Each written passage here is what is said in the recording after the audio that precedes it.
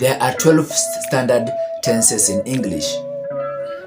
In this video, we will discuss the difference between was able to and have been able to. Was and have been are two different tenses of the verbs be. There are 12 standard tenses in English, but these examples only touch on two of them, the past tense and the present perfect tense. The past tense, sometimes also called the simple past tense, describes actions that started and ended before the time you are speaking of. Was is first person or third person past tense.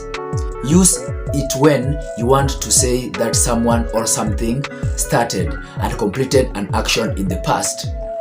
I was able to fix the faucet and now it's fine.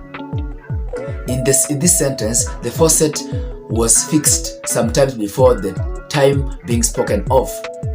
The present perfect tense, sometimes also called the perfect tense, describes action that started before the time you are speaking of, but ends in the time you are speaking of. Have been is in the present perfect tense. Use it when you want to say that someone or something started an action in the past and finished it in the time being spoken of.